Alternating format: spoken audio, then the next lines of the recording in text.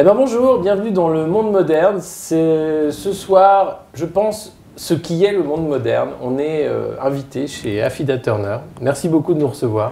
Welcome, mais c'est un plaisir de vous recevoir, Alexis, bien évidemment. C'est un plaisir d'être avec toi parce que je vais commencer avec une question en fait simple. C'est quand j'ai dit qu'on allait faire l'interview d'Affida Turner, il y a beaucoup de fans du monde moderne qui ont dit mais pourquoi elle? Mais enfin, mais c'est pourquoi? Parce que je suis la Cendrillon des mondes modernes, tout simplement. Ouais, mais je suis assez d'accord avec ça. Mais alors pourquoi Cendrillon?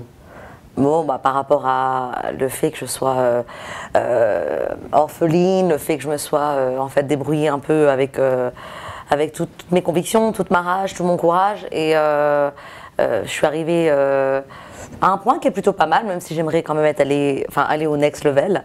Il y a beaucoup de up and down, c'est pas évident tous les jours. C'est vrai que bon, je suis pas née, malheureusement, je suis pas la fille d'eux ou la, voilà, donc c'est beaucoup plus compliqué. Mais alors, c'est marrant parce que toi, justement, tu pars du principe où tu es une battante, où tu n'es pas la fille d'eux, où tu es orpheline, enfin, tu as une vie vraiment difficile. Quand tu dis Cendrillon, c'est pas faux, c'est vrai. Oui. Enfin, tu réussis quand même à faire un conte de fées. Tu deviens Affida Turner, Ouais. Tu vis aux États-Unis, Ouais. Tu fais ce que tu veux. Enfin, comment ce parcours-là, tu as réussi à l'avoir, sachant que. Et comment tu compares finalement les chances que tu as eues en France et aux États-Unis et qui t'a donné ta chance? Comment tu en arrives là? Et qu'est-ce que c'est justement ce conte de fées des temps modernes? Je pense qu'en premier lieu, c'est Dieu, tout simplement. Quand j'étais petite, j'ai toujours eu en fait un côté très spirituel. J'allais à l'église allumer des cierges, je faisais mes prières, je m'inventais un monde un peu imaginaire. Et en fait, je suis devenue exactement ce que je voulais. C'est-à-dire que j'étais très petite, très grosse, j'avais pas de cheveux puisqu'on me rasait la tête, j'avais souvent des cocards, j'ai le nez qui était cassé 2 fois. Et quand je revois les photos au jour d'aujourd'hui, je me dis oh, c'est pas possible. Et en fait, cette petite fille-là n'existe plus. Et je suis devenue en fait ce que j'ai toujours voulu. Les cheveux longs, blonds, les grandes jambes, la poitrine, les fesses, et tout ça, c'est Dieu, et c'est aussi ce qu'on se programme dans la tête en fait. J'ai comme l'impression en fait quand on se conditionne et qu'on pense à quelque chose tellement fort et qu'on a la foi, ça peut vraiment se réaliser. Par contre, le prix est très cher à porter parce que psychologiquement, il y a beaucoup de up and down. On fait aussi beaucoup de dépression parce que on est souvent seul et très isolé. On est presque en fait catalogué entre guillemets comme des marginales ou alors des mythomanes. Moi, je me souviens que quand j'étais à la DAS et que je disais bon, je vais monter sur Paris et je voudrais faire de la télévision ou faire même de la figuration chez AB, chez Canal+, tout le monde me riait au nez parce qu'à l'époque, il n'y avait pas trop de métis, rebeux, cheveux frisés, etc. C'était pas du tout en vogue, c'était plus les grandes, très fines, etc. Et donc ça a toujours été en fait un parcours du combattant, mais avec toujours des surprises et puis beaucoup de bénédictions. Je dirais, en fait, ça vient de l'univers, des anges, l'ésotérisme, les prières, mais aussi en fait par rapport à ce qu'on véhicule mentalement et puis par rapport au cœur. Je pense que quand on a un grand cœur et qu'on est quelqu'un de bien dans le fond avec beaucoup de principes, mais même si on a un sale caractère et même s'il y a un con qui me fait chier, je vais mettre une claque parce que j'étais un connard et j'aime pas l'injustice. Mais quand on est quelqu'un de bon, je pense que le bon Dieu et le karma est au rendez-vous. Donc je pense que tout ça, c'est grâce à Dieu, grâce à mes anges. Et puis bien évidemment aussi une endurance, un courage d'athlète, de boxeur, de footballeur, de basketteur, j'irais même d'astronaute. Donc, t'es croyante? Oui, énormément croyante parce que je serais jamais là. J'étais pas croyante. Et en même temps, à quel âge tu as envie d'être Affida Turner? Déjà, ça a commencé par Leslie. Non, mais je sais bien, mais je préfère que tu en parles plutôt que moi. Mais, Ouais. À quel âge, justement, tu as envie de dire j'ai envie de faire ce que je veux de ma vie, d'être libre, d'être chanteuse En fait, à 16 ans et demi, en fait, de famille en accueil où en fait j'étais très malmenée et violentée dans ces situations où j'ai jamais en fait osé parler à la police ou même à l'assistante sociale. J'ai adapté un foyer d'accueil de jeunes filles. Ça a été très peu pour moi, c'était une courte durée parce qu'en fait c'était des cassos et même moi en fait j'étais pas cassos, même si on avait un background un peu difficile sans parents ou autre.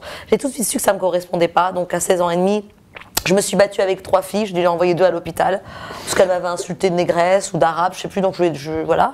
Et puis donc je me suis fait virer du centre, et puis j'ai pris ma valise, je suis arrivée à la gare du Nord.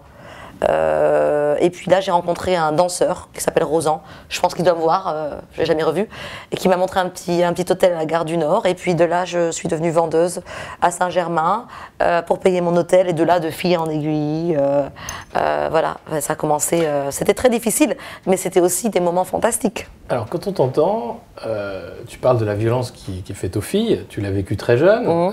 Tu es assez pudique là-dessus. Et aujourd'hui, on a Balance ton porc, on a l'affaire d'Harvey Weinstein, on a toutes ces actrices qui disent « Ah là là, mais oui, il m'a attaqué dans ma chambre, etc. » Toi, on t'a jamais entendu sur ce registre. Qu'est-ce que t'en penses ? Comment t'as réagi à ces violences? Enfin, visiblement, tu t'es défendu. C'est difficile psychologiquement. Enfin, qu'est-ce que t'as à dire sur cette affaire-là, en fait, de la maltraitance? Alors, moi, j'ai été maltraitée physiquement, mais moi, je suis pas une menteuse. Je n'ai jamais eu, en tout cas, dans ces familles d'accueil et pendant cette période où j'étais à la DAS, j'ai jamais subi aucune violence sexuelle, ça c'est clair et net.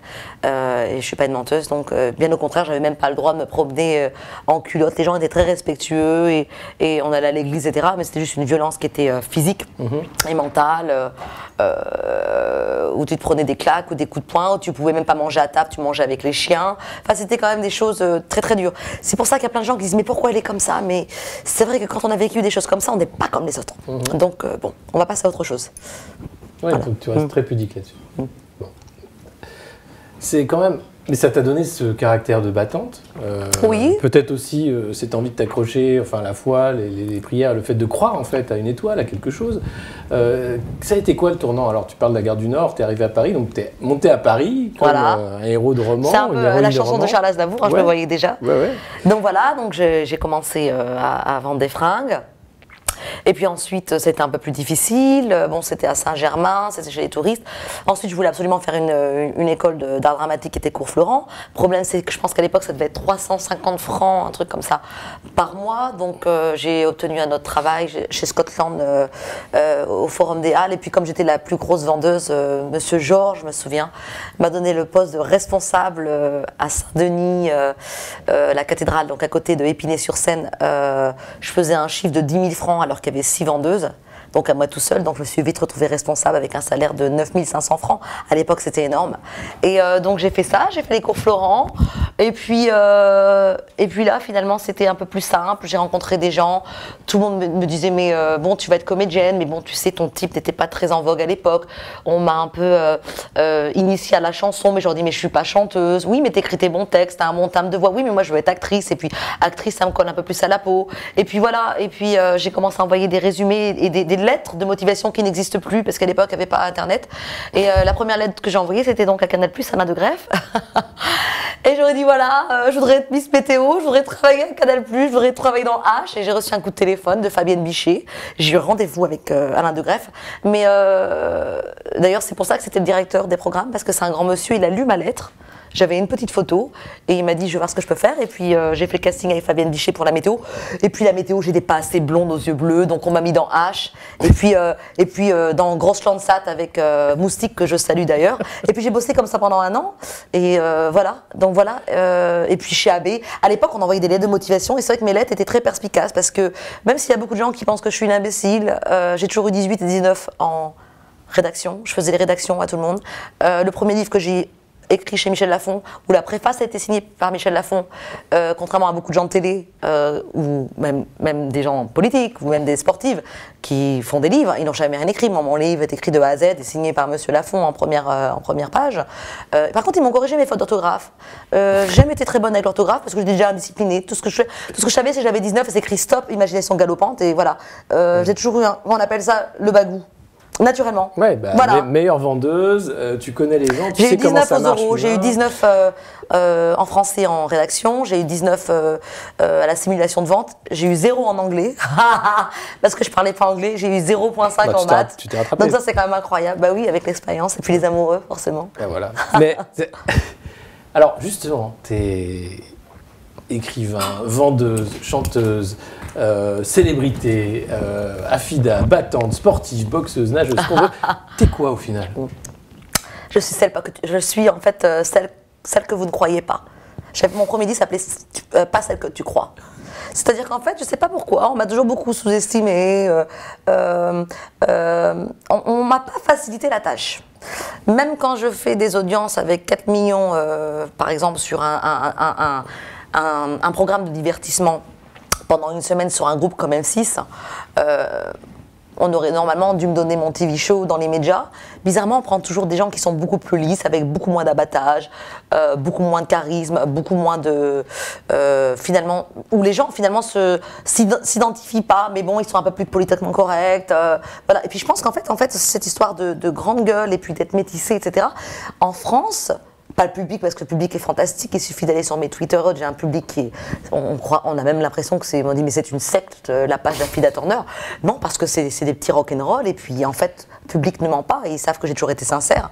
Mais on m'a jamais facilité la tâche, et puis je pense que je suis jamais tombée en fait sur le producteur qui méritait, ou le producteur que je méritais.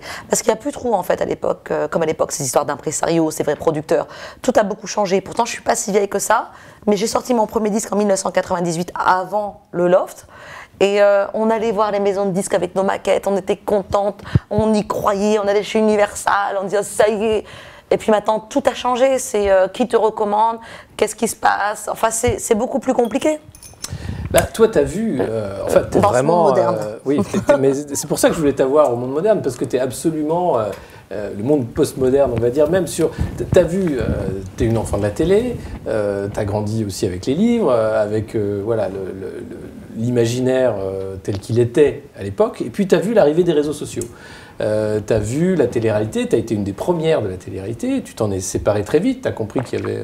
oui, parce que moi j'étais une star en réalité. Fin. J'étais une star en réalité, et c'est vrai que quand on dit ça, les gens peuvent rigoler. C'est-à-dire que moi, en fait, ce qui m'est arrivé, c'est un peu le monde moderne. C'est-à-dire que en fait, j'étais recrutée sur un casting d'animatrice et chanteuse. C'était pour Star Academy, ils avaient reçu ma maquette. On m'a demandé de faire Star Academy, sauf que moi, j'ai refusé parce que je voulais chanter mes compositions. Mais à l'époque, il fallait chanter Edith Piaf, c'était l'hymne à l'amour. Et moi, j'avais pas du tout ce registre parce qu'à l'époque, j'avais pas le registre rock que j'ai actuellement et je ne chantais pas en anglais. J'avais des titres comme Pas celle que tu crois, Vilaine fille, c'est des titres beaucoup plus R&B. Et donc, on m'a motivée pour aller dans ces programmes où j'ai dit mais ça va pas ou quoi? I'm a fucking star, je vais pas faire vos trucs de clochard. Et donc, c'est vrai, donc j'ai laissé échapper Star Maker, donc Star Academy 1. Star Academy 2, Love Story 1, je laisse échapper. Et au deuxième, j'ai refait un casting pour M6 qui s'appelait Lovebot et ils m'ont dit mais c'est encore la petite Leslie, mais vous n'avez toujours pas de deal et votre livre, mais venez. Et puis j'étais tellement finalement dans une situation précaire, la chambre, rue Copernic, et les castings, c'était très très dur. Et donc j'ai accepté de le faire. Pour moi c'était comme me faire violence à moi-même parce que je voulais pas faire ça. Mais je me suis dit tiens, vous allez me présenter comment ? On va te présenter comme celle que tu es. Donc, ce que tu fais à Canal, tes chansons, tes trucs. Et ils ont vraiment joué le coup, pour le coup, M6 et Endemol. Donc, on voyait la petite nana qui faisait des chansons et qui cherchait un contrat, on la voit sortir. Donc, ça, c'était vachement bien.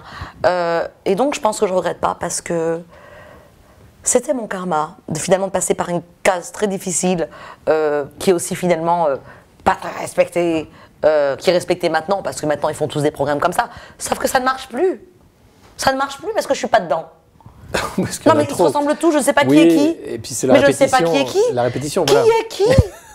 Mais qui est qui. Donc c'était le bon moment pour toi, t'es arrivé, mais t'y allais... Sans le vouloir. T'y allais reculons, enfin tu te dis bah, finalement, je voulais pas. J'y vais parce qu'il faut manger. Non, moi je voulais signer avec Canal+, je voulais faire un film avec Alexandre Arcadi, je voulais signer avec Sony Music, je voulais pas du tout passer par cette case divertissement, surtout avec tout ce que j'avais fait auparavant entre le livre et mon histoire. J'avais aussi envie de faire du cinéma. Pas parce que je me prétendais actrice, juste parce que j'ai toujours eu un peu ce côté un peu borderline, je suis pas comme les autres, donc il suffit de mettre une caméra et puis ça tourne, il n'y a même pas besoin de scénario à écrire. C'est juste qu'en fait, ça s'est pas présenté comme ça. Et puis le cinéma est un monde très très fermé. C'est en fait que les fils d'eux, machin, recommandés. Mais putain, vous êtes cons quoi, vous avez pas compris? Vous savez à qui vous avez affaire? Non, je rigole.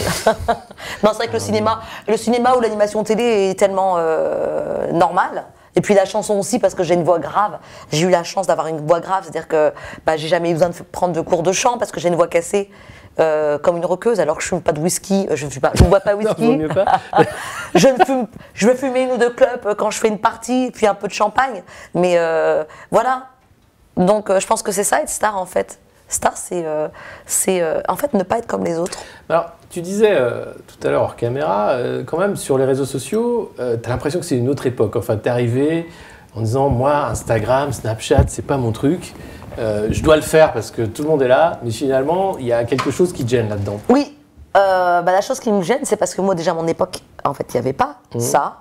Et quand je pense que... Enfin, ce sont des chiffres, hein. Après je suis pas là pour me mettre de la pommade ou autre. Ce sont des chiffres qui sont véridiques. En couverture du Parisien, ou de Libération, ou du Nouvel Observateur, ou Paris Match, donc des grands magazines à l'époque. C'est-à-dire que quand j'étais dans Love Story, on faisait 8,2 de millions. Quand je suis sortie, ils sont tombés à 3,2. Donc c'est quand même des choses véridiques. Je me suis dit, comment une fille comme moi, qui a fait un gros coup, c'est un gros coup, très gros coup pour Endemol et M6, mais sans eux également, je serais peut-être pas là, donc faut pas cracher dans la soupe. C'est voilà. Je me suis dit, mais comment je vais me retrouver avec des 4-5 millions ou des émissions que j'ai pu faire en Instagram ou en Facebook, alors que ces générations n'existaient pas. En fait, à l'époque, il n'y avait pas tout ça. C'est-à-dire que si à l'époque, il y avait Instagram, excuse mon accent, j'ai du mal à le dire d'ailleurs, vous voyez un peu Instagram. Vous le dites comment, vous, en français? Instagram. Bon, Instagram, Twitter et whatever. J'aurais été au top, mais voilà. Et là, aujourd'hui, je vois des filles, elles ont 2, 3, 4,1 millions, plus que Céline Dion. Elles marchent dans la rue, on les connaît pas. Donc tout ça, en fait, c'est plus la réalité. Et en plus, comme je fais l'émission de la réalité, c'est plus la réalité. Donc je voulais pas m'y mettre. Mais c'est vrai qu'après, j'ai un public qui est tellement générationnel. Excusez, je ne devrais peut-être pas dire ça, mais bon, c'est des gens de très bonne famille, mais ils sont très rock'n'roll, beaucoup de communautés gays, aussi beaucoup de rébellions, mais des gens aussi très éduqués, et qui m'ont dit, ils m'ont surnommé Queen. Je dis, mais vous êtes complètement fou, je ne suis pas une Queen, moi, je suis orpheline. Alors quand j'ouvre ça, je vois Queen, ça m'a vachement traumatisée. Quand j'ai vu Queen, je me dis, what the fuck? Je veux dire, j'ai pas les millions et la structure de Gaga ou de Beyoncé ou de Katy Perry, quoi. J'ai fait tout toute seule. Et eux, en fait, m'ont surnommé ce nom-là, donc j'ai dit, bon, je vais devoir me mettre à la page, et pour leur faire plaisir, de le faire. Insta, Twitter. Mais par contre, Twitter, je suis arrivée, je crois, j'ai fait numéro 1 Twitter à plusieurs reprises. Et là, ça m'a vachement impressionnée. Quand on m'appelle. Trending topic, ouais. Ouais, mais moi, je savais pas, je connais rien. Partout, ouais. D'ailleurs, je fais un big up, Chala, Nicolas Tourdette, il me dit, il se reconnaîtra, que je travaille chez Énergie au Mag, qui est rédacteur en chef. T'es encore numéro 1 sur Twitter. Je dis, mais ça veut dire quoi? Alors il m'envoie, t'es encore numéro 1, mais pourquoi?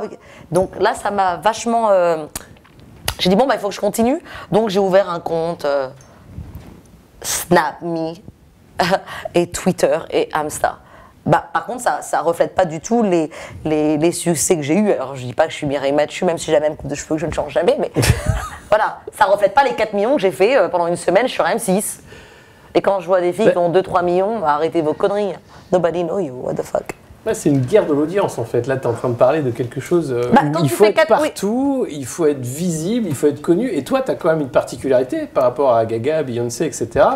I'm self-making. Ouais, tu es self-making, mais tu es française et tu es des deux côtés de l'Atlantique.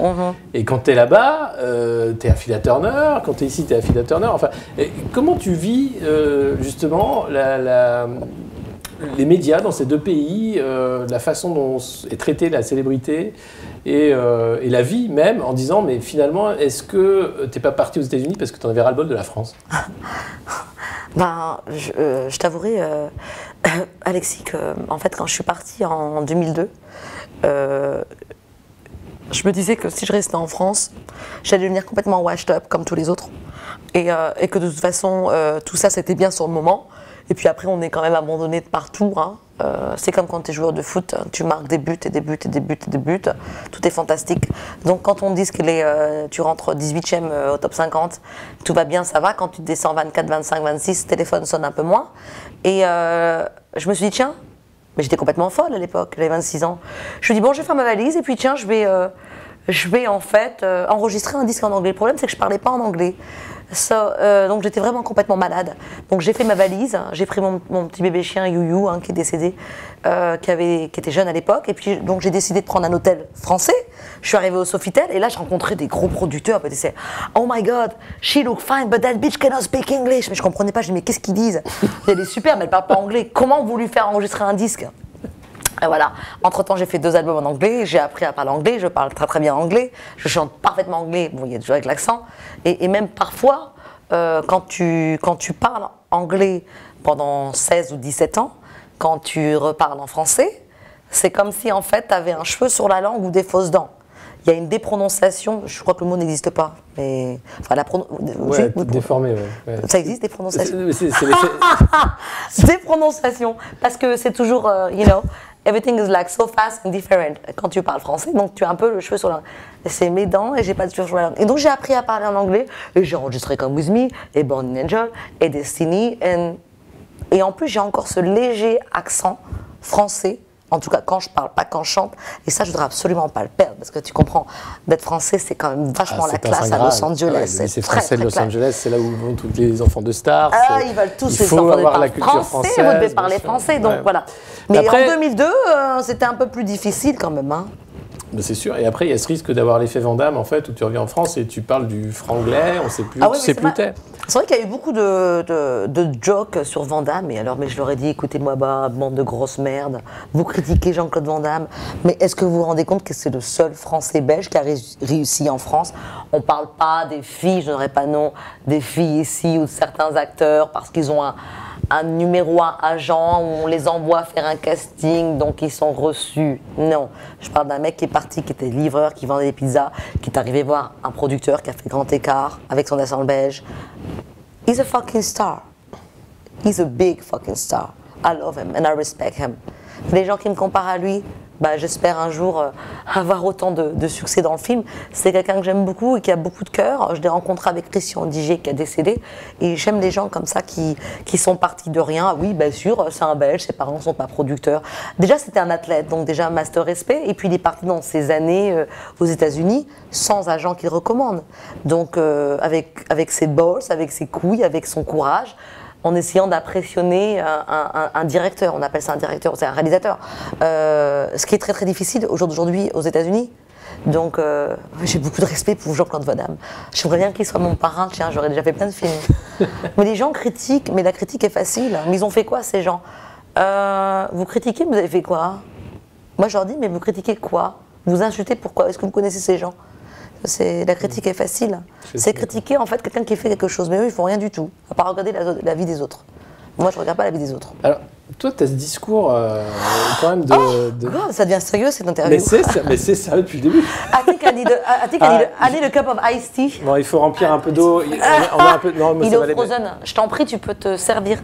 Je prends un Canada. Ouais, allez, je prends un Canada Dry. On va prendre un Canada Dry, mais on peut continuer en attendant l'hiver. Il y a... Merci chérie.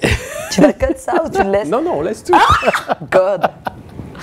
Justement, il y a ce côté, tu as un discours sérieux sur le fait de dire moi j'ai pas eu de parents, moi je suis pas un fils de, moi j'avais pas d'agent, j'ai réussi tout seul.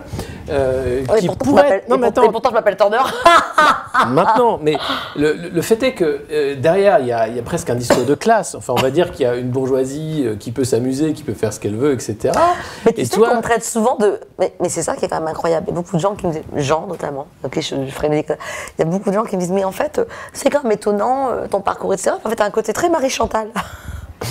Oui, mais parce que tu n'as pas ce discours de classe. Mais je ne sais pas d'où il vient ce côté Marie-Chantal. T'es pas dans la volonté de lutter contre la bourgeoisie. Tu dis juste, moi j'ai un chemin et je veux réussir. Et ça, j'aime la bourgeoisie. Mais oui, la vie bourgeoise, on aime tous. C'est le confort. Non, mais c'est pas ça. Même Virginie Despentes aime bien la vie bourgeoise. Moi, j'ai des amis très bourgeois. J'adore les châteaux, tout le monde le sait. J'adore le foie gras. D'ailleurs, le dernier interview que j'ai fait à la maison pour Canal+. C'est la carte blanche avec mon petit chien. C'est le foie gras et le champagne. Chien aux États-Unis, sinon il aurait été là sur le canapé. Mais là j'arrive, je vais le voir. You 2 parce que le premier est parti, j'en ai un deuxième, le fils. Donc non, j'aime ce côté bourgeois parce que moi j'aime les belles choses aussi. Vous savez, quand j'étais petite, j'avais rien. J'avais une coupe courte, le nez boursouflé, les cocards, pas de cheveux. Il y a des photos d'ailleurs. Et, faudrait que tu me les montres. Et donc je pense que c'est pour ça que j'ai eu un problème. Depuis, je fais acheter que des robes et des chaussures et des bas. Et il faut toujours que mes ongles. Je pense que ça a un rapport parce que c'est pas normal. De ce fait que j'aime que le beau. Après, je suis pas du tout bourgeoise, mais j'aime la bourgeoisie parce que je voudrais un château. Et j'adore que les belles choses. Par contre, j'aime bien faire du camping. Il y a des choses quand même qui sont vachement contradictoires. Je peux aller chez des amis à la Bonne Franquette, à Saint-Denis, à Barbès, il n'y a pas de souci. Ouais, je m'adapte vachement. Et j'ai besoin de ça aussi en fait. J'ai pas besoin que du côté bourgeois. Mais à côté de ça, j'adore les châteaux. Les châteaux, et puis par là des gens qui sont très cultivés. Voilà, j'aime beaucoup les chevaux, j'aime beaucoup les animaux, j'adore faire la cuisine. Voilà, donc j'ai un côté très Marie-Chantal. Je pense que peut-être que c'est par rapport à mes fréquentations, ou peut-être les gens que j'ai fréquentés, je suis peut-être devenue comme ça, alors qu'en fait je suis une enfant du peuple et une enfant de la DAS. That's very strange. Ou pas. C'est-à-dire que, justement, c'est une question qui va aussi avec la mentalité française, la mentalité américaine. Toi, de quel côté tu te sens plus chez toi? For that, I need a drink. Merci. Merci beaucoup. Salut. Allez, quel monde moderne. En fait, c'est vrai que... En fait, j'ai un petit problème, c'est que j'aime les deux. Donc, j'aime beaucoup le sud de la France. J'aime beaucoup revoir mes amis. Mais après 2 mois ou 3 mois, je veux absolument rentrer à Los Angeles. Ce qui manque déjà, c'est que... un peu froid. Bon, ici, quand je suis avec des amis, je sors en affida. Quand je suis toute seule ou si je veux aller faire un footing ou, par exemple... excusez-moi de me répéter, elle a acheté des Tampax. Comme d'habitude, il faut que je mette la casquette et le bonnet, les baskets. Alors qu'à Los Angeles, c'est tellement grand, les stars, c'est qu'à Beverly Hills. Donc si tu habites à Calabasas, Encino, t'es tranquille, tu vas à la pharmacie. Il y a ce côté où tout le monde marche en tongs, ça c'est fantastique. Les salles de sport, comme Equinox, c'est des salles fantastiques, les cours de Zumba, les cheveux, les dentistes, la cosmétique, les studios d'enregistrement, les écoles. J'aime beaucoup l'Amérique pour ça en fait. Pour être tranquille. Pour être tranquille et puis aussi pour apprendre le métier que j'ai appris à l'époque. En fait. T'as eu le temps de le faire en fait. Ouais, en fait en 17 ans, c'est vrai que sans critique et sans. Mais même les studios d'enregistrement, les musiciens, les salles de sport, les cours de danse, les cours de Zumba, tout est tellement malheureusement, je dirais, au-dessus en fait. Et puis l'américain, quand il vous voit avec une belle voiture ou quand vous êtes jolie, dit « Oh wow, I love you, you got it ». Et ici, il te regarde un peu bizarre. Enfin, quoique moi maintenant, ici, ça va, parce qu'ils me connaissent, donc ça va. Mais la France est un pays fantastique, mais j'ai l'impression en fait que c'est le pays où en fait, tout le monde fait ce qu'il a envie de faire. J'ai l'impression qu'en fait, tout le monde fait ce qu'il veut en France. Bah, comme aux États-Unis. Un peu moins. Il y a plus de discipline. Oula, ouais. C'est-à-dire discipline, c'est-à-dire on rentre dans le rang, on aime l'argent et puis ils sont beaucoup plus conservateurs. Oui, nous en France, on est quand même un peu le côté latin. Nous les Américains à la télé nous imaginent en train de manger du pâté et boire du vin du matin au soir. C'est pas faux. Ah, je sais. Alors quand ils viennent chez moi, c'est un peu ça et puis ils pensent qu'on est bourgeois, etc. Non mais la France est mon premier pays. Et en fait, c'est le pays qui m'a donné ma première chance. J'ai un public qui est fantastique. J'adore la gastronomie, j'adore la nourriture. J'aime la France. Et puis j'aime les États-Unis. Voilà. Mais bon, je suis française. Et puis mon public est français, c'est eux qui m'ont donné ma première chance. Donc je ne vais pas dire que je préférerais les États-Unis à la France, c'est complètement faux. Non, tu préfères le professionnalisme des États-Unis, mais peut-être le côté bordélique et artistique de la France? Pas spécialement bordélique et artistique de la France. Je trouve que j'aime la France, j'aime mes fans, j'aime la chance que j'ai pu avoir, j'aime l'époque que j'ai vécue, j'aime regarder le ciel parce qu'à Paris, quand je regarde le ciel, il est juste en haut de mes yeux, alors qu'aux États-Unis, je ne peux pas le voir. C'est tellement haut et j'ai mal à la tête. Et puis de pouvoir aller à la boulangerie acheter une baguette.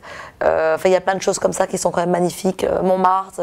Non, la France, c'est magique, c'est magnifique. J'aime la France. Et surtout, j'aime beaucoup les fans qui m'encouragent. Même hors médias, même si je ne suis pas en émission, ils sont tout le temps crus en moi. Et ça, c'est énorme. Et je leur dois tout parce que c'est quand même... Enfin, je veux dire, la France m'a donné mon premier break. Même si il n'y a pas eu encore un producteur avec un vrai engouement, avec des vraies couilles ou un vrai réalisateur en disant « Tiens, Affida Turner, le monde moderne, c'est la nouvelle génération, et c'est vraiment quelque chose et quelqu'un qui est authentique, et en fait, où la génération peut finalement s'identifier. Mais bon, ça viendra. Mais il va falloir vous le payer très cher, bande de connards. Non, j'aime la France. J'adore le sud de la France. Il y a un truc qui revient souvent chez toi, c'est le fait d'avoir des couilles, d'être courageux. Et à ce titre, en fait, tu as supporté Trump en disant, voilà, là, c'est un président qui a des couilles. Oh my God, ouais. Ah, mais publiquement, tu es sorti en Je disant, dois changer de moi, position quand on parle de Trump. Je supporte Trump. Je vais m'asseoir. Finalement, il a des Est-ce que ça va aller? Non, mais... Allez, c'est le monde moderne. Il faut que je m'assoie un peu parce que quand on parle de Trump, ça devient un peu plus sérieux. Mais bien sûr, mais tout est sérieux Allez, dans tout ce qu'on fait. Mais tu l'as dit publiquement, c'est pour ça que je te pose la question. Bon, alors là, je vais me faire plein d'ennemis. C'est vrai que Donald Trump avait ce côté, en fait, underdog, où tout le monde crachait sur lui, tout le monde disait, mais en fait, c'est un bidon, il va jamais gagner, c'est un raciste, c'est un gros porc, il a une... Et moi, mais je dis, mais comment le mec, il fait pour encaisser tout ça dès le matin? Et moi, je le voyais suivre, enfin, je suivais les informations, et je me dis, mais, parce que ça arrive, hein, quelquefois, d'avoir des... on sait ce que c'est de se lever au matin, avoir des articles horribles sur vous, il faut le supporter. Toi, tu sais ce que c'est. Alors, les gens qui disent, ça ne m'atteint pas, ce sont des menteurs, parce que ça atteint. Quand on vous accuse des choses, et qu'on dit des choses, et qu'on se fait insulter de boudin de 350 kilos, ou de grosses salopes, alors vous avez eu 3 mecs dans votre vie, enfin, anyway, on va pas détailler. Alors je me dis, mais comment ce mec continue à se battre? Et donc je regardais l'émission, et le mec continue à se battre, je dis, oh my God, c'est incroyable, il s'est battu avec dignité jusqu'à la fin. Donc j'étais la première française et la première artiste, finalement, à dire que Trump allait gagner. Bien sûr, ouais. Et je me suis fait défoncer sur les réseaux, sauf qu'après, ils ont dit, tiens, Fida, l'analyse parfaite, et on parle de Jefferson Magazine, c'est des choses assez sérieuses, l'analyse parfaite d'Afida Turner, puisqu'en fait il est devenu président. Donc j'ai toujours eu du flair. Et je trouve qu'il y a eu beaucoup de courage. Oui, c'est le courage. Enfin, toi, une de tes valeurs et pourtant, premières... c'est pas un porc, hein. Mais c'est le courage, il a eu le courage de se battre, il a fait chaque ville pour pouvoir convaincre les gens, tout le monde l'insultait. Et puis ce que j'aime bien, c'est quand il y a un connard qui le fait chier, quand il fait son discours politique, il lui dit « Get out, dégage !» Mais moi je suis un peu comme ça, donc j'ai ce côté-là un peu... Tu te reconnais dans ce côté, ouais, en fait, je prends les critiques dans la gueule, mais j'y vais. Oui, et puis en pleine scène, il dit tu dégages de mon stage maintenant. Pas ça en concert. Non, mais je peux être quelque part et me faire tu dégages tout de suite. Je l'ai fait dans le dîner presque parfait, je lui dis tu dégages, tu sors. Ah oui. À qui t'as dit ça? Une fille qui était dans un dîner presque parfait et qui critiquait tous les dîners des gens. Je lui dis vous devez sortir, vous n'êtes pas dans votre élément. Je lui ai demandé de me suivre. Your time is up. Donc, je me suis un peu reconnue en fait dans cette bravoure, balls, conditionnée, s'en prendre plein la tronche et continuer. Et les gens me disent mais t'es folle parce que c'est un raciste. Mais moi personnellement je l'ai rencontré, je sais qu'il n'est pas raciste, alors j'ai encore me faire des ennemis, mais non. Voilà, je continue à aimer Donald Trump. Sorry. Voilà. Mais dans ce après. Il y a peut-être un problème dans ce concours de couilles, c'est de dire face à Kim Jong-un, le dictateur nord-coréen, est-ce qu'il ne faut pas s'arrêter? J'en peux plus de sa gueule. J'en ai ras-le-bol avec sa coupe de merde. J'en ai marre, il est complètement fou. Niveau look, on est d'accord. Non, mais il est complètement dingue, il est fou, on dirait un malade mental. Mais surtout que personne ne le critique. Si tu le critiques, tu t'es tué. Donc tu n'as pas le droit de le critiquer dans son pays. D'accord. Oui, c'est un dictateur. Personne ne peut le critiquer. Donc en plus, lui, il ne se prend pas tous les matins un flot d'injures sur Twitter. Ouais, en même temps, c'est pas le même pays. Hein. Non, mais et puis d'abord, ils n'ont pas Internet là-bas. T'as pas intérêt à écrire des conneries parce que tu te trouves en prison. Ils ne te connaissent pas là-bas. Pas encore. Bientôt. Maybe. Mais on va y travailler. J'adore le Japon. Be a big star in Japan. T'es déjà allé au Japon? Non, je suis sûre qu'il m'adorait. Voilà. Tu parlais tout à l'heure de la spiritualité, du fait que tu étais croyante. Et d'ailleurs, il y a des ailes d'ange là où on est. Et c'était, sans le savoir en plus. C'est un de ton titre. Qu'est-ce qui t'a amené à ça et comment tu vis cette spiritualité? En fait, c'est un parcours de circonstances, c'est-à-dire qu'en fait, j'ai vu des choses, j'ai demandé des choses, et en fait, ça s'est réalisé. Alors, j'ai déjà raconté, je pense, une fois, peut-être pas à la télé. Un jour, j'avais très faim, j'étais à Lille, je rêvais d'un hamburger, j'avais 2 francs. j'ai pas d'argent. Je suis passée devant la caisse d'argent, j'ai dit, oh mon Dieu, s'il pouvait y avoir 200 francs dans cette caisse. Je suis repassée, il y avait 300 francs. Donc je les ai pris, j'ai regardé à droite à gauche, je me suis enfuie avec l'argent. De suite, j'ai pas mangé un hamburger, j'ai mangé un steak frites au poivre avec un verre de Bordeaux. Et si ça, c'est pas Dieu, et plein d'autres choses. Mais tu ne voleras point. Un des commandements. Ah non, mais non, mais ça a été mis à ma disposition. C'était comme ça. Que des choses comme ça, des trucs de malade. Je perds mon sac avec mon passeport, il y a tout mon argent, je le retrouve. Ah non, mais c'est des histoires. Par contre, parfois, c'est très dur pour le psychisme et pour la tête parce que c'est constamment, en fait, du virtuel, du paranormal. Et tu dis, mais attends, mais sortez-moi de là, mais c'est vraiment ma vie. Tu crois qu'il y a quelque chose de plus grand? Tu crois au destin, par exemple? Ah bah oui, quel destiné? Ah bah oui. Ah bah si, alors moi, je crois pas au destin avec tout ce qui m'est arrivé de Los Angeles, Lille, Ladas, Mais tu l'as provoqué, le destin, en même temps. Oui, mais on a beau à le provoquer, mais s'il ne vous donne pas cette énergie à l'intérieur, on ne peut pas le provoquer. Parce qu'il y a des moments où je suis au top et il y a des moments, je ne vais pas mentir, où je suis enfermée pendant 3 jours, mon corps, j'arrive plus à bouger. Et c'est du tout au tout. Je suis très joyeuse, et puis après, j'en ai marre, là, je m'enferme pendant 4 jours, et ça, c'est pas bon non plus. Parce qu'en fait, d'être dans un monde paranormal et parallèle, voilà, donc c'est vrai. Et puis quelquefois, je reviens à la réalité, et là, ça va pas du tout. Il se passe plus de miracles, il se passe plus de... Non mais c'est vrai, il se passe plus grand chose, il se passe plus qu'à... Donc je vais faire mon café, qu'est-ce que je vais faire? Donc, il se passe plus d'émerveillement en fait. Et là c'est assez dur. Et je devrais l'accepter, mais c'est très dur pour moi. Mais tu travailles là-dessus, tu l'acceptes ou tu vas rentrer en dépression? Si un jour tu décides de mettre fin à tout ça... je ne mets fin à rien du tout, je ne fais que commencer.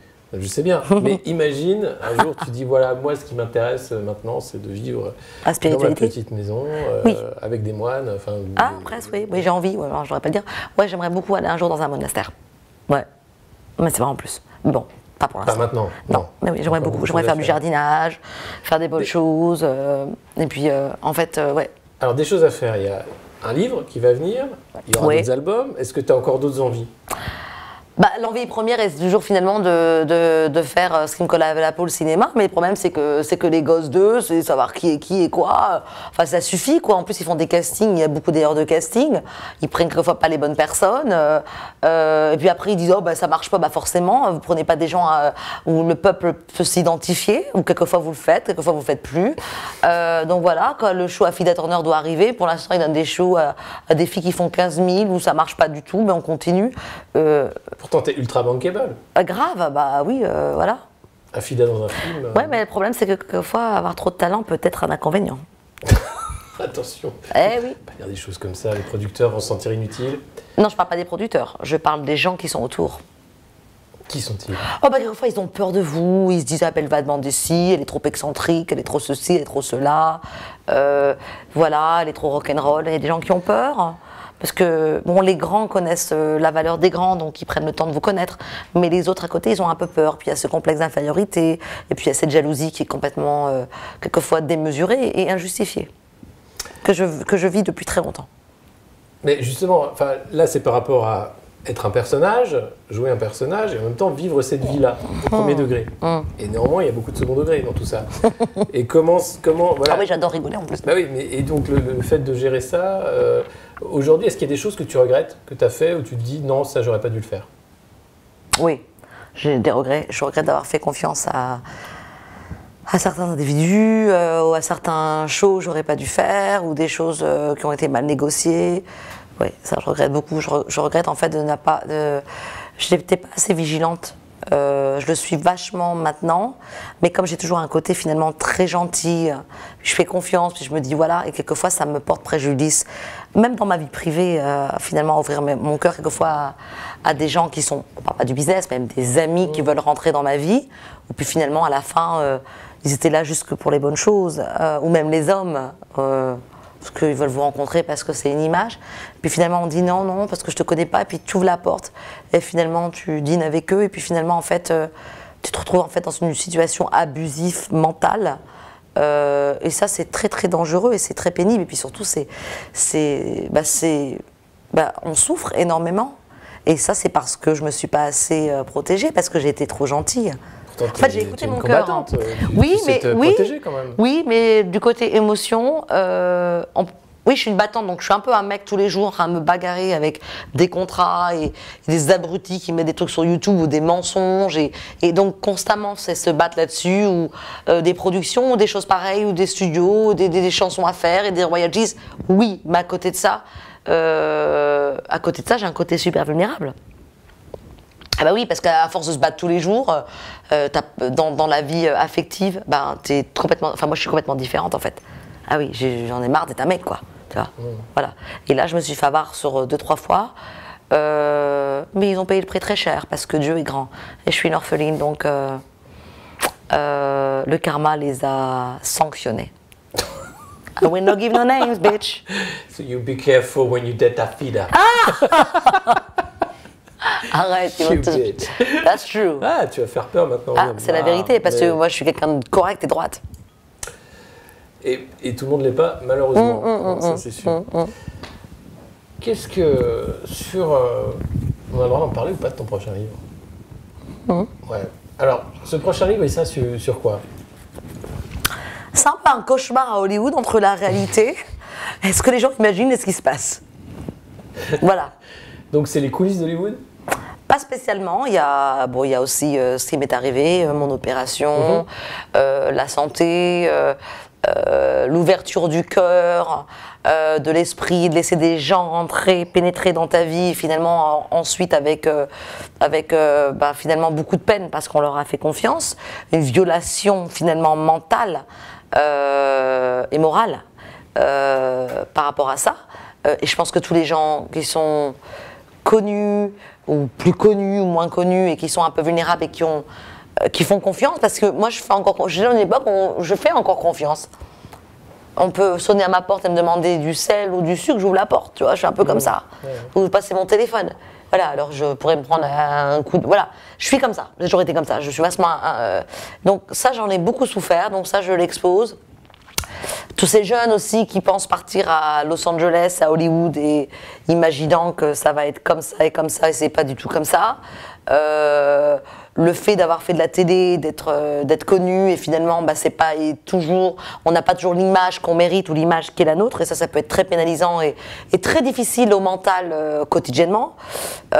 Finalement, d'être aussi une vétérante, parce que ça fait quand même 17 ans, et d'avoir fait beaucoup de records d'audience, et de ne pas avoir eu le bon management, d'avoir été volée et un peu dépouillé entre guillemets, utilisé, sans donner des noms, beaucoup utilisé et malmené. Mais bon, ça c'est aussi la rançon de la gloire. Mais c'est bien aussi à la fin de trouver quand même quelqu'un qui est correct, ce serait bien. Et je le mérite. Et vous le méritez aussi, mes fans qui attendent tous. Mais je reste positive dans tout ça. Et puis aussi le fait que les gens imaginent, parce que je suis partie aux États-Unis, que je m'appelle Affida Turner, que voilà, soudainement, tout s'est ouvert alors que pas du tout. Je bénéficie d'un nom, mais bon, mon beau-père est décédé, ma belle-mère est à la retraite. Donc ça a toujours été finalement un parcours du combattant, mais qui est... j'ai quand même des... Comment on appelle ça en français ? Je vais pas me plaindre parce que par moments, je vis des jours magnifiques. On dit dans les bons moments, le bonheur, c'est la bonheur. Hein, pour moi, le bonheur, c'est que des partiels de bons moments. Et puis quelquefois, il y en a moins. Il faut supporter ça. Mais je remercie le bon Dieu, je remercie l'univers, je remercie mes fans. Parce que vraiment, j'ai des fans. C'est pas un discours à Cannes. Il faut pas remercier. Ah, c'est pas grave. Ah non, mais parce que j'ai des fans. Non, mais sur Twitter, je sais. Mais t'as pas que des fans. Tiens, on va parler des réseaux sociaux. Ah, mais ils sont incroyables. T'as des fans qui sont incroyables. Mais ils sont incroyables. Je dis, mais qui sont ces gens ? Est-ce que tu les rencontres de temps en temps ? Je leur réponds. Ouais. Et ça m'est arrivé de les rencontrer. Ouais. Je leur réponds, ils me disent, ouais, mais vous êtes la seule qui nous répond. Je dis, mais c'est normal parce que je ne suis pas comme les autres. Je suis un prototype. Certainement pas. Voilà. Alors, il y a les fans et l'envers du réseau social, c'est toute la haine, tous les haters. Ouais. Tous ceux qui, comme tu disais, tous les matins vont traiter de grosses vaches, grosse etc. Vache, Enfin, non, mais, comment tu gères ça, ce flot de haine quotidien, en disant Affida, elle sert à rien, elle est nulle bizarrement, en fait, au début, ça m'affectait vachement. Mais soudainement, il y a eu ils s'appellent ça des affidators, où j'ai même plus besoin de répondre, où ils se massacrent entre eux, donc j'ai plus rien. Je regarde, donc les fans sont une armée, en fait, qui protège. Voilà. Alors qu'à l'époque, non, mais maintenant, j'ai dit, mais c'est fantastique. Et donc, je leur remets un message, je dis merci, vous êtes ma plus belle histoire d'amour. À l'époque, ça m'affectait, mais maintenant, ça m'affecte plus parce qu'ils sont en train de s'embrouiller. Et puis, les insultes et tout, c'est un truc de malade. Donc, j'étais vachement bénite là-dessus. Donc, ça m'affecte moins parce que maintenant, j'ai des tigers, des monstres qui sont en fait, sont un peu l'avocat du diable, quoi. La fille d'armée. Mais c'est un truc de malade. Je dis, mais c'est pas possible. Et pourtant, j'ai pas de. Donc, je n'ai pas de. Comment on appelle ça? J'ai pas de société de communication. Mon Twitter, mon Facebook, mon Insta, je le gère moi-même. Hein. J'ai pas une boîte de communication qui fait la promo. Je me retrouve avec 2-3 millions. Non, pas du tout, parce qu'à mon époque, ça n'existait pas. J'ai vraiment la chance, en fait, finalement, que les fans me ressentent. Et ça, en fait, parce qu'à sincérité, se ressent. Ça n'a pas de prix. Voilà. C'est juste. Ouais. Mais c'est quand même drôle, ce miroir entre les haters, les fans. Le problème, c'est qu'il n'y a plus d'haters, maintenant il n'y a que des affidateurs. Mais ils s'insultent, c'est un truc de ouf. Je trouve ça fantastique. Toi, ça te fait marrer? Oui, parce qu'au début, ça m'affectait vachement de me faire insulter de grosse vache, ou je sais pas, les noms les plus horribles du monde. Mais un jour, ça m'a trotté. Donc j'ai regardé la personne qui m'insultait. Et là, j'ai vu une femme, en fait, je devrais pas dire ça, en fait, j'ai vu une petite grosse sans dents. Et alors, j'étais très méchante sur le coup, et j'aurais pas dû faire ça. Et je dis, voilà, en fait. Quel âge? C'était quand? Peut-être mon âge. Moi, j'ai 40 ans, mais j'en fais 20. J'ai mis sa photo, je dis, voilà, par qui je me fais insulter. Et puis, elle m'a envoyé un message, elle m'a dit, je m'excuse, j'ai enlevé la photo. Ah ouais. Et en fait, c'était une petite grosse sans dents. J'ai dit, c'est dingue. Non, mais ça m'a vachement. Je voulais absolument voir qui m'insultait de tous ces noms. Ça m'a vachement travaillé. Et puis par contre, par les belles nanas, alors là, voilà. Mais on vit dans un monde moderne, mais qui est quand même... En fait, moi, j'ai fait Love Story. Ouais. Et en fait, je trouve qu'aujourd'hui, on vit dans le monde de Love Story ou Big Brother. C'est-à-dire que ton ex, ta femme, ton voisin, ton comptable, le chef des impôts, ton patron peut savoir où tu étais hier et à quelle heure. Et moi, j'étais avant-gardiste parce que le Love Story, c'était comme ça. Et il y avait des caméras partout, on savait ce qu'on faisait. C'est exactement, on vit dans un monde de Matrix, dans ce monde nouveau, dans ce monde moderne, où tout le monde est au courant de ce que les personnes font. Et bientôt, il n'y aura plus de chanteurs, ce sera des chanteurs et des chanteuses qui seront en fait des robots, avec des voix. Les mecs qui n'auront pas de nana, ce seront des femmes en forme de robots. Enfin, on va dans un monde...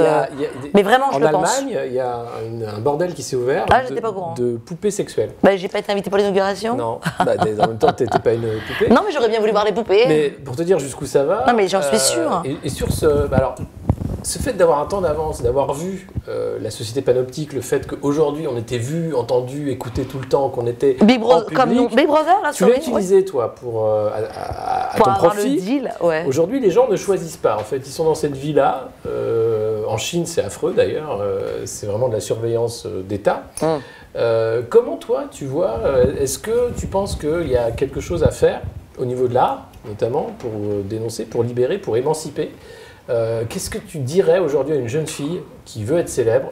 Imagine, aujourd'hui, il y a une petite Afida dans le nord de la France, ou dans le sud. Qu'est-ce que tu as à lui donner comme conseil pour ne pas faire les mêmes erreurs, pour ne pas en chier autant, ou au moins pour réussir, ou dis-lui, je ne sais pas, peut-être oublie et cultive des radis? Franchement, si elle n'a pas la tête dure comme moi, si elle n'a pas vécu ce que j'ai vécu auparavant, moi j'ai pu supporter parce que je viens quand même d'un environnement et d'un background qui est très très dur, l'assassinat de mon père, ma mère, l'orphelinat, enfant battu, enfin vraiment le bordel, donc j'avais rien à perdre. En fait c'était ma seule porte de secours, mais pour quelqu'un qui a un environnement normal, je déconseille fortement. Ah ouais, non mais complètement. Ah non, non, non. C'est très très très dur. Après, si elle a des parents et qu'elle est soutenue et qu'elle a envie de faire un disque ou autre, qu'elle puisse faire Star Academy ou The Voice, ça c'est bien. Mais pour le reste, moi si c'est ma fille, moi ma fille elle n'aura pas ce problème parce que déjà quand j'étais enceinte, tout le monde le sait, hein, j'ai eu un petit souci. J'étais numéro 1 sur Twitter pendant 15 jours, tout le monde avait déjà trouvé le nom du bébé, donc elle aura la chance d'avoir un monster comme mère qui est moi et je saurai quoi faire et où taper, parce que j'aurais vécu ça et parce que je suis un mec, hein, malgré tout, dans un corps de femme. Mais pour les autres nanas, non, c'est très, très, très dur. C'est très, très, très dur. Il y a plein de gens qui se droguent, qui se suicident, ils sont au bout du rouleau. Puis moi, ça fait quand même 17 ans, mais il y en a, ça fait 2 mois, tu vois. Ouais. Donc, pas. Ouais, toi, t'es une maman du business, quoi. Bah ouais. Non, mais même avant le Loft, 1998.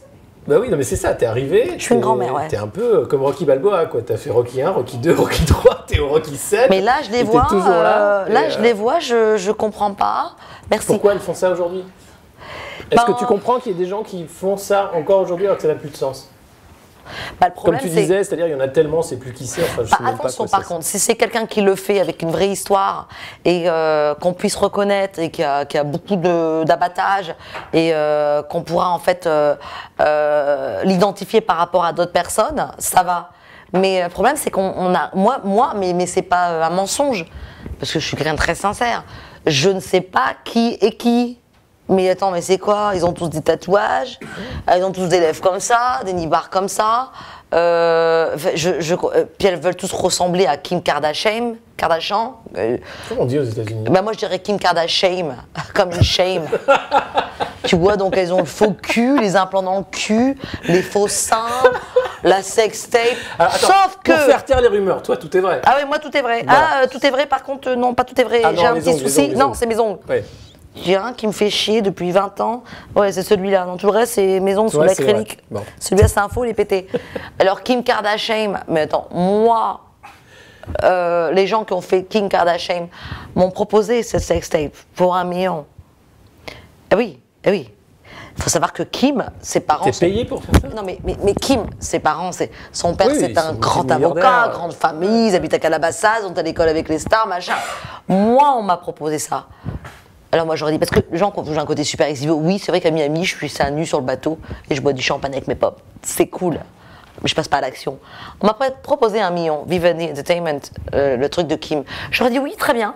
Je suis à Saint-Tropez, je nage dans la piscine, à moitié à poil. Ils m'ont dit non, il faut que tu passes à l'action. Mais il est hors de question, jamais je ferais ça. Tu vois ce que je veux dire? Ah non, on a vu Loana, elle est passée à l'action dans la piscine. Oui, mais elle n'a n'a pas fait une Et en plus, sextape. elle n'a pas été payée 1 million pour ça. Oui, mais, Non, voilà. Kim a fait une vraie sextape. Payée. Payé, négocié par la mère, et voilà. Mais pour te dire qu'en fait, ces gens sont prêts à tout. Ils veulent tous. Alors moi, j'étais dans une boîte, j'ai vu que des filles comme Kim avec des cheveux noirs, darkness, burning comme ça. Mais je dis, mais c'est quoi, c'est des clones? What the fuck? Ils se pensent qu'en mettant des faux cul et faire de brushing, ils vont devenir Kim. Mais c'est pas ça. En fait, il y a un gros problème d'originalité en plus. C'est ça. C'est ça, c'est d'être Voilà. quelqu'un de différent. Et en plus, elle est quand même née avec une cuillère d'argent dans la bouche. Elle a pas, c'est pas une fighteuse en fait. Non, par contre, je vais pas mentir, j'ai beaucoup de respect pour la mère. Ah, la mère, c'est quelque chose. Hein. La mère Kardashian, Ah ouais. elle a fait quoi? Ah bah écoute, elle a trouvé des deals à toutes ses filles. C'est une businesswoman. Elle était hôtesse de l'air, à 5h du matin, elle est là. Kelly, elle a pas de lèvres, soudainement elle fait une marque pour les rouges à lèvres, elle a pas de cul, elle a un cul plus gros que le mien. Enfin, elle a un show, elle a 20 millions de followers. Mais c'est une supercherie. Oui, c'est ça, c'est du fait. C'est de la supercherie. Et je dénonce, bande d'enculé. What the fuck? Ok, donc Afida contre les Kardashians. Non, pas du tout. Ce sera Non, la non, non, non, j'ai dit j'ai beaucoup de respect pour la mère. Non, la mère est quand même. La Ok. mère est costaud. Hein.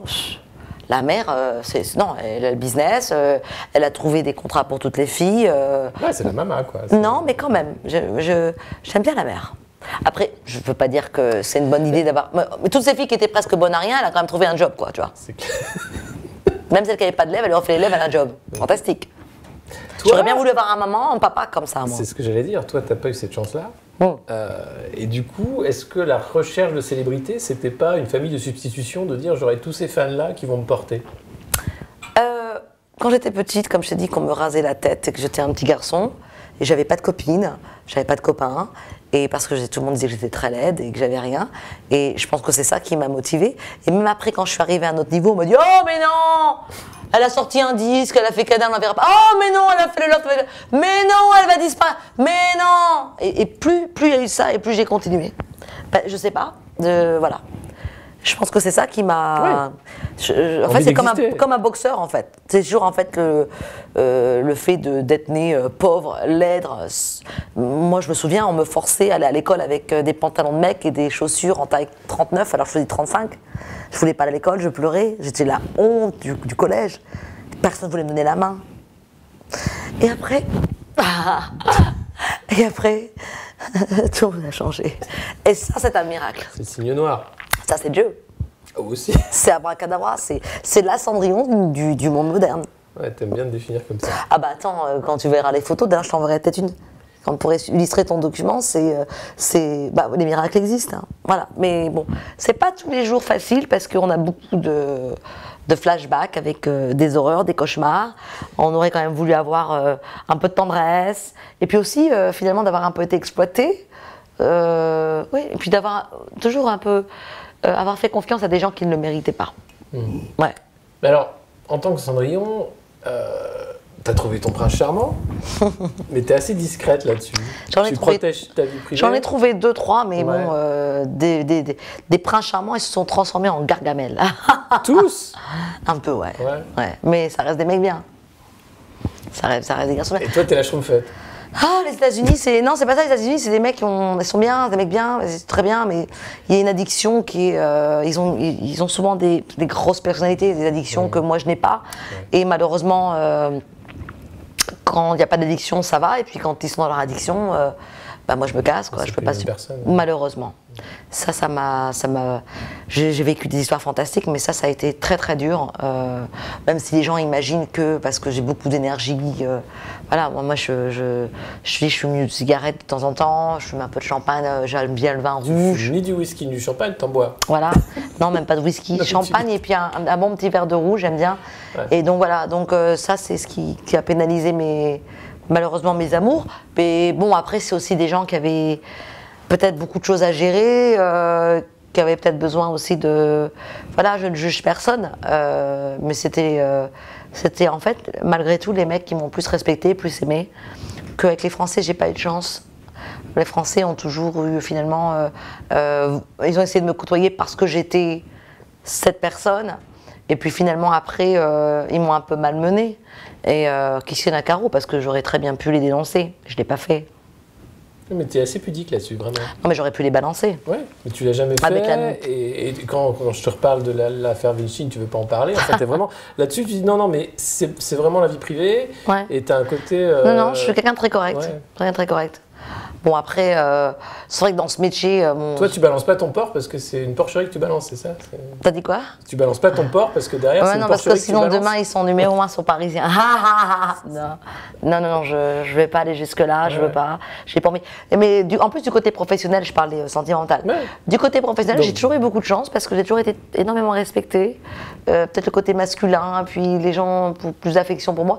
Par contre, j'ai des autres filles que je connais... alors elles sont très laides, très... Oh alors, il a voulu me mettre la... J'ai dit, c'est quand même bizarre, moi ça m'arrive jamais. J'ai vous foutez de ma gueule. Parce que t'es un mec, toi. Non mais attends, il y en a aussi qui... J'ai quand même eu de la chance d'avoir des gens très corrects. En tout cas dans le professionnalisme, j'ai jamais été victime de choses comme ça. Dans le sentimental... On en passera les informations. Après, c'est peut-être une culture aussi, je sais pas. Chez nous, en France, aux États-Unis, c'est différentes cultures. Ça, j'en parle pas parce que c'est comme ça. Voilà. Mais non. Mais dans le fond, j'ai eu la chance de rencontrer des gens très très bien, beaucoup d'anges.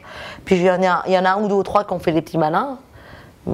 Mais je pense que voilà, qui n'ont pas été corrects, mais je pense qu'au niveau karma, ils ont appris qu'il fallait pas faire ça à des gens corrects, parce qu'il y a quand même des gens qui pensent en fait, qui peuvent faire en fait ce qu'ils ont envie de faire et qui se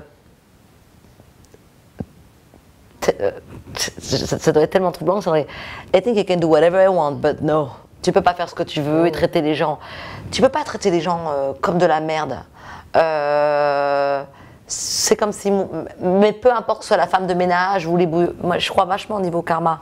Par contre, quand quelqu'un me fait chier, je lui dis écoute, tu m'emmerdes, et puis je peux pas rétoten, j'étais un gros con, t'es un connard, et là je peux pas rétoten, tu vois, mais c'est jamais injustifié. Ça existe ce mot injustifié? Ouais, je crois que ça existe. D'accord. Je me déborde d'intelligence ce soir, entre le français et l'anglais. Donc voilà. Mais non, mais bon, anyway, en tout cas, ça reste un monde très cruel. Je sais pas où va le monde, je sais pas ce qui va se passer. Ça me fait très peur. En tout cas, c'est le Big Brother. Le monde te fait peur? Ouais. Qu'est-ce qui te fait peur aujourd'hui ? Tous ces gens qui se surveillent, se regardent. Tu peux aller dans n'importe quelle pièce aujourd'hui, une bague, un rouge à lèvres ou une caméra peut te filmer. C'est quand même vachement... ça fait vachement peur. T'imagines ? Ouais. Tu as une date avec ton mec ou ta nana, un rouge à lèvres peut filmer la scène. Il y a des magasins de ça. Enfin, moi, ça me traumatise, quoi, de partout. Les WhatsApp, les Viber, enfin, on est tous sur écoute, quoi. C'est le Big Brother mondial. Bon, ça, c'est la première chose qui me fait peur. La seconde chose, c'est, tu vois, à Vegas, il y a eu, je sais pas combien il y a un malade mental qui a assassiné tout le monde. Moi, je me dis, en fait, qu'il a joué à Vegas, qu'il a perdu tout son fric, qu'il s'est défoncé au Jack Daniel. Et qui s'est dit fuck. Je pars pas tout seul, quoi.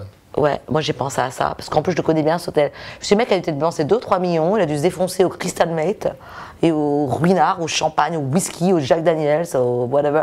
Et là, il a perdu son argent, c'est un système, il a tué tout le monde.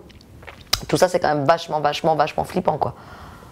Tu vois, entre Nice, entre Vegas, voilà, tout ça, c'est. Donc, c'est un monde moderne, mais très cruel. Bah, ça a toujours été, en fait. Non, mais il n'y avait pas autant de. Il n'y avait pas autant de malades mentaux. Ils étaient peut-être pas aussi documentés. Ouais, non, mais attends, Vegas, c'est un truc de ouf quand même. Ouais. Vegas, on a eu Barcelone, l'Espagne, Barcelone. Tiens, alors. On n'en parle pas. Si, on en parle, bien sûr, mais c'est marrant que tu aies peur du monde dans lequel on vit, parce que finalement, tu es assez à l'abri. Tu t'es battu pour être à l'abri. T'arrives, mais on voit pas ce côté-là de toi, en fait.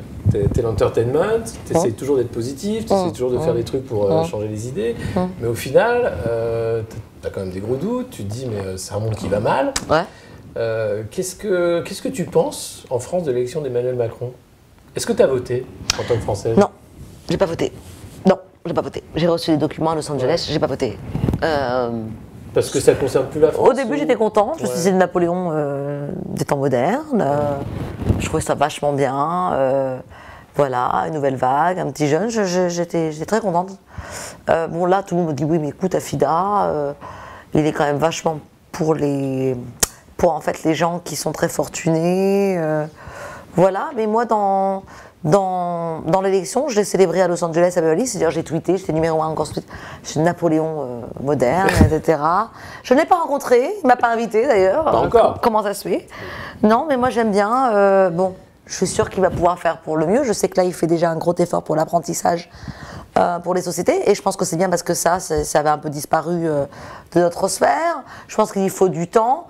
Moi, la seule chose que j'ai aimée chez Macron et là où j'ai découvert, c'est qu'un jour j'ai eu un tweet en disant Afida Turner PS Macron, et ils ont mis la vidéo sur mon Twitter. Il arrive au Phuket et il a dit je me dis, mais c'est quoi cette histoire encore, c'est une blague? Non, je ne suis pas ici pour régler mes comptes et je n'ai pas à me justifier. Je vais manger avec mes invités et ça suffit, je ne suis pas là pour plaire aux gens. Et donc, Macron, Afida Turner. Non, ils ont tagué. Je suis mais c'est quoi encore cette histoire? Et donc j'ai regardé, j'avais 25, donc j'ai regardé, ah oui, j'aime bien en fait. Donc ça, j'ai aimé. Bah, lui aussi, il a des couilles. Donc ça, j'ai aimé. Mais c'est marrant parce qu'ils ont marqué ça sur Twitter. Donc je dis, mais je trouvais ça bien, voilà. Donc non, moi je suis sûre qu'il peut faire des belles choses. C'est mieux que Marine Le Pen. Ah, ça oui. Marine Le Pen, alors si elle n'était pas du Front National, quand elle parle, je la trouve vraiment, vraiment très intéressante. J'aime bien son timbre de voix. Grave aussi, c'est un peu roqueuse, quoi. Voilà, j'aime bien son timbre de voix. J'ai l'impression que c'est une avocate.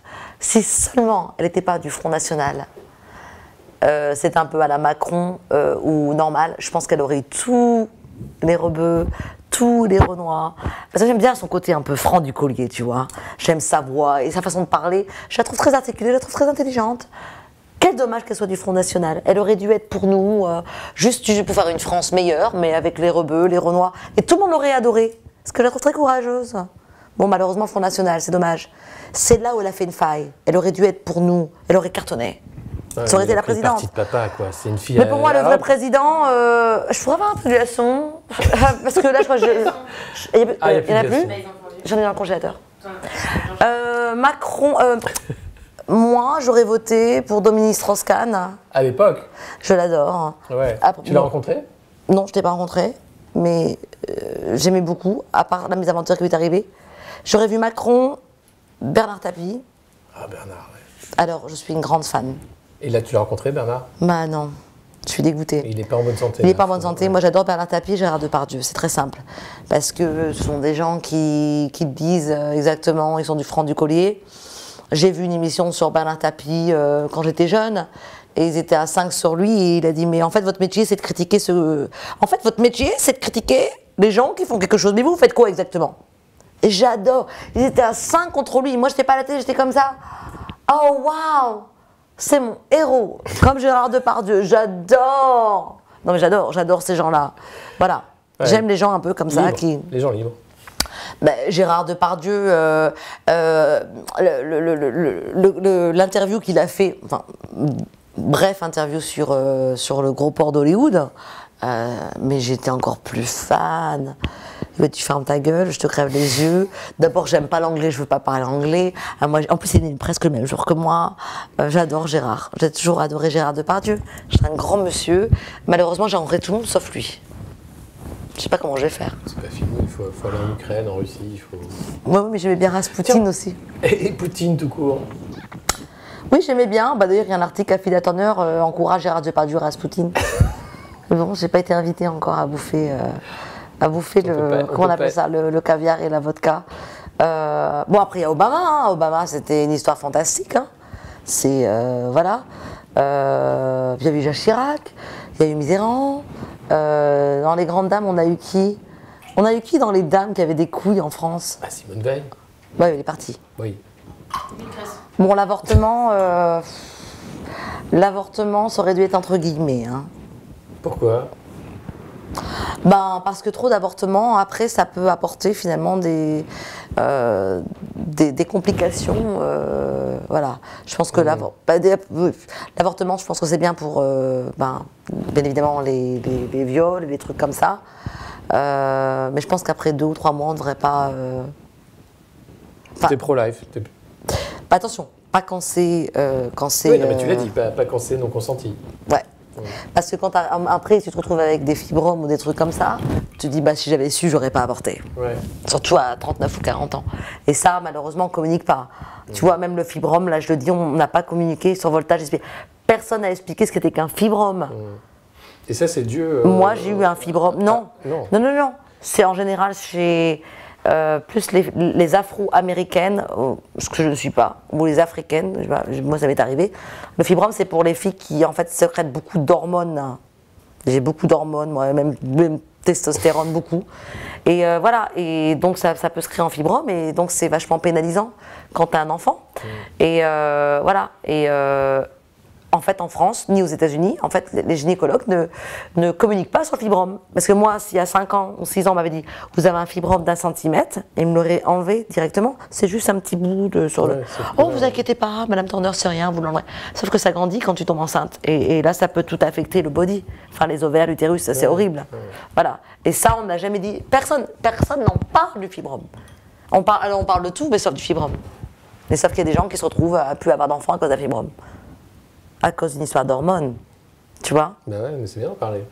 Oui, ben j'en parle parce que moi j'ai eu la chance d'avoir été, de l'avoir vu et puis d'avoir été sauvée par rapport à ça. Mais si je l'avais pas vu, voilà. Moi j'ai envie d'avoir des enfants, je voudrais avoir 2 filles. J'aime pas les garçons. Ils m'ont fait trop de mal. J'aime pas les garçons. C'est comme ça. C'est bien. Mais il faut. Girl power. Non like men. Men bad. Bad news. Bon, bah Fida. Ben voilà. T'aimes pas les garçons. Donc là, tu viens de... Bah non, je les aime trop. Moi, j'aime bien les petites filles. Hein. Les filles, c'est trop mignon. On peut leur faire des couettes, leur mettre des robes. Les garçons... Bah, on peut leur apprendre aussi d'être les maîtres du monde. Ah aussi, non, attends, les garçons, ils vont jouer dehors, ils jouent dans la boue. Voilà. Bah, les filles aussi. Bah, les filles comme moi, ouais. Voilà, c'est exactement ça. Moi, une fille mec, alors. Bon. Voilà. Bon, bah, merci beaucoup de nous avoir reçus. Voilà. C'était vraiment super. J'aimerais juste te poser la dernière question, qui est symbolique, que je pose à tous les invités. Ouais. C'est pourquoi, toi, ce serait quoi la définition du monde moderne, en quelques mots? On en a parlé, bien sûr, mais pour toi, c'est quoi le monde moderne? C'est ce que je suis. Sorry. Mot de la fin. Merci. Voilà, merci. Allez, on trinque. Salut.